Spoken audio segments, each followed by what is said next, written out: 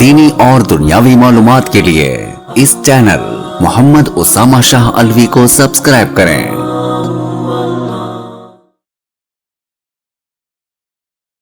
نحمده ونصلي ونسلم على رسوله الكريم اما بعد فاعوذ باللہ من الشیطان الرجیم بسم اللہ الرحمن الرحیم۔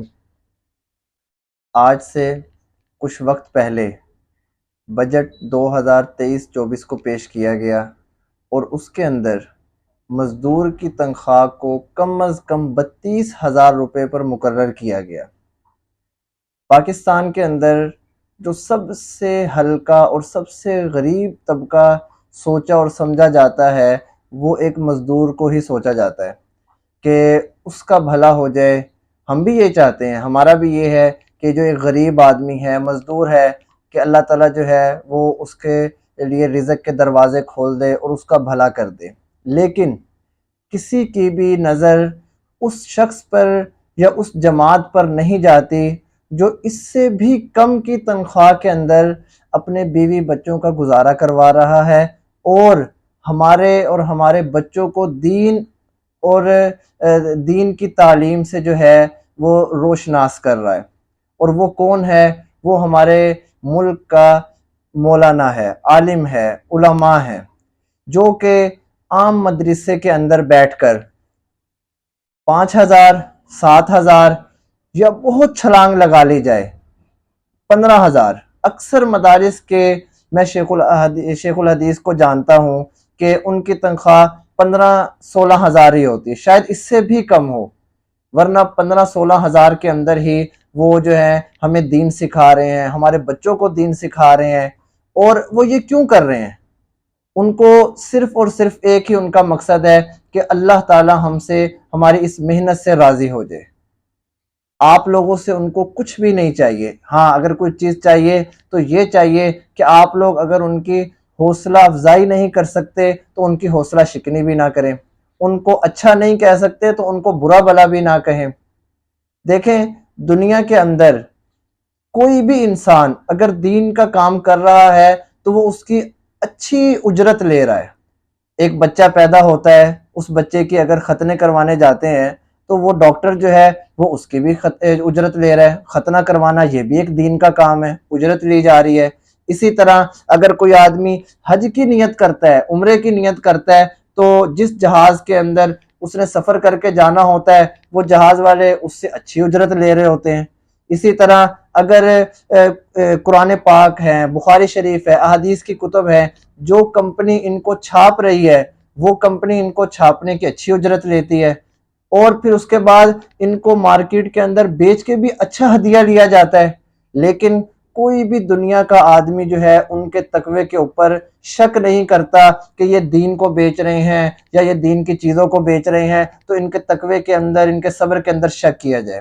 لیکن وہیں جب بات ایک عالم کے اوپر آتی ہے تو عالم کو جو ہے نا وہ تقوی کے اوپر شک کرنا شروع کر دیا جاتا ہے۔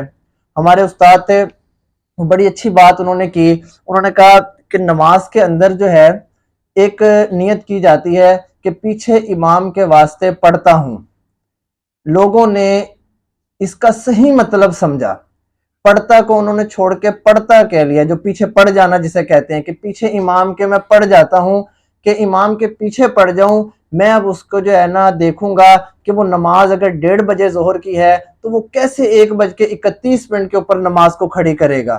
جیسے ہی ہلکا سا 1:30 ہوئے، 1:30 ہوا، اب جو ہے وہ پیچھے دیکھنا شروع کہ امام صاحب کیوں نہیں آئے، امام صاحب کیوں نہیں آئے۔ امام صاحب نے اگر اچھا سوٹ پہن لیا اس پہ بھی اعتراض، امام صاحب نے اگر اچھی جو ہے نا کوئی گاڑی لے لی اس پہ بھی اعتراض۔ میرے اکثر دوست احباب اعتراض کرتے ہیں کہ مولانا طارق جمیل کے پاس اتنا پیسہ ہے، مفتی طارق مسعود صاحب کے پاس اتنا پیسہ ہے۔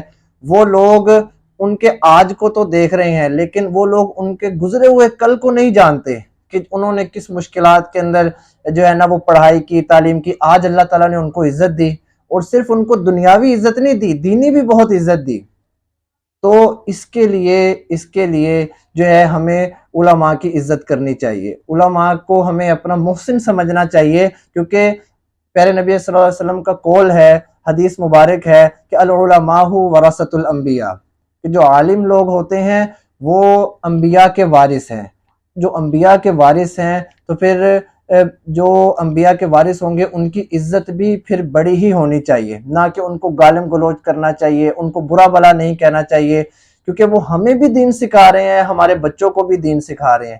اور ایک آدمی نے مجھے کہا کہ جو ہے نا آپ لوگ اس چیز کے اوپر بات کر رہے ہیں، ہم دوست بیٹھے ہوئے تھے، ہماری بات ہوئی کہ یار مزدور طبقے کی تنخواہ اگر 32,000 مقرر ہے، وہیں ایک عالم کی، امام کی، مؤذن کی، ایک مدرسے میں حفظ کی کلاس پڑھانے والے قاری کی تنخواہ ابھی بھی 10,000 12,000 روپے مقرر ہے۔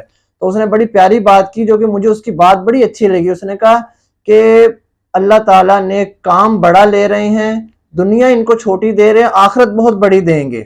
وہی مزدور ہے، ان سے کام اور لیا جا رہا ہے، ان کو دنیا بڑی دی جا رہی ہے، آخرت ان کو چھوٹی ملے گی۔ حقیقت بھی یہی ہے۔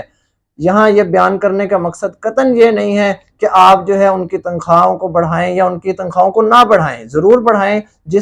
جو مدرسہ اچھا پیسہ کما رہا ہے، ان کو لوگ اچھی خدمت کر رہے ہیں، ان کو چاہیے کہ وہ اپنے اساتذہ کو اچھی تنخواہیں دے۔